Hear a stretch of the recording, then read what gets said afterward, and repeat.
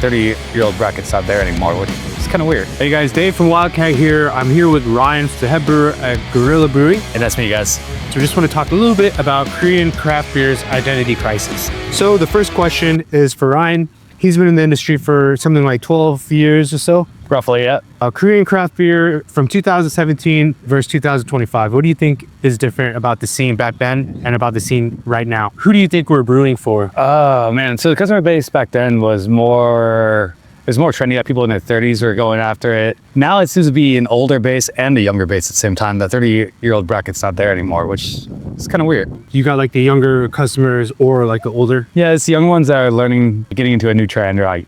They're excited about it. And the older customers who were the drinkers 10 years ago, they're still going for it. Yeah, so craft beer has definitely changed a lot over the past 8 years. In our previous podcast with Paul, we talked about what the most popular style of beer for Korean consumers is right now, and we came up with Japanese lagers. What do you think about Japanese lagers?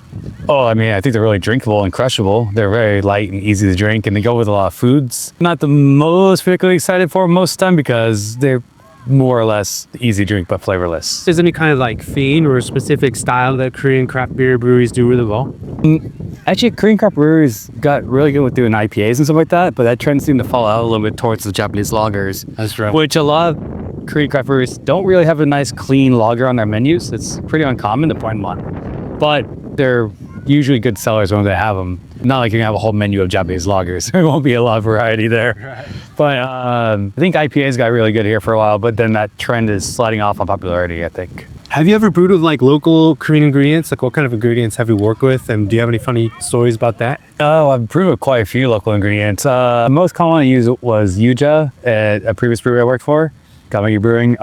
That was one of our core ones, and that's a great product to work with. They put it in their goze. Yuja goze. Yeah. But I've worked with like bay, Jeju orange, Korean ginger. Yeah, those in our Wildcat lager. I know some friends that do something like omija and other things, and that gets pretty interesting, but it's hard to get those flavors to meld well. We went on like a 1-year fruiting crusade for a while where I was kind of trying to find my identity in brewing. A little bit of a challenge to myself to just fruit every single beer for a whole year. And yeah, it was fun, but some of the beers didn't come out as good as they could have because we're working with new ingredients and sometimes we wouldn't manage those ingredients. Yeah, like the green tea was kind of a hard one to do, right? That's right. We made an Indio Pale Lager together with Ryan and Lalamond one time. It was a collaboration beer that we made. Yeah. What do you think went wrong with that brew? But the green tea imparts kind of a bitterness and a floral note, but it's hard to get that balance just right because all green tea is very different. And unless you're really, really deeply knowledgeable with that stuff, it's hard to do it right. Yeah, it's hard to handle. It's very delicate. If you end up with a little bit too much of it, it starts to taste astringent, which is a problem that we had. And too hot.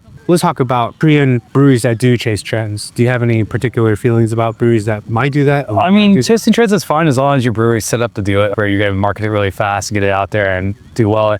It's always a bummer when a brewery tries to chase trend and they're like a little bit behind the times. Right. So something was hot, but there's always a rotation on these things. So like, come will be hot and then you're catching up like 6 months later and now it's kind of old news and that's always sad. There are breweries that do seem to keep on top of that though. All right, so one last question. Hit it off with a bang. The most important question, what do you think makes a beer memorable? Oh man. Is this from like a customer standpoint or from a brewer standpoint? Yeah, that's the thing. Like what's memorable for someone who's really into craft beer and very knowledgeable about beer might be different than someone that's like your average audience. So for me, from a brewer's perspective, it's more important to be memorable to people who pretty much don't know anything about beer because those are the people who are buying those craft beer. They're just kind of like dipping their toes into it.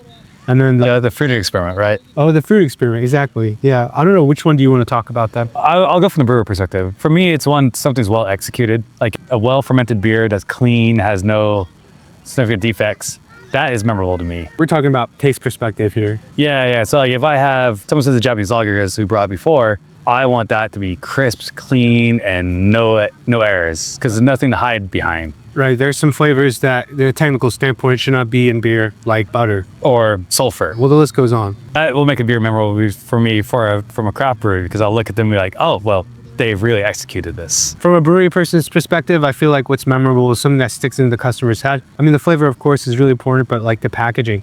when you make videos these days, sometimes the most important thing is the title and the thumbnail, right? Everything is important. The name of the beer, the label, and the story behind the beer that makes it really pop in their customer's mind and how it's going to impress them to reach for that can over and over again. This has been fun. Any parting words you want to say? So I was gonna say, I agree with what you said. The label is probably what sells more beer than anything else. Unfortunately. Yeah, but I mean, it's like, you know, covers of a book, Yeah. posters for a movie. Yeah.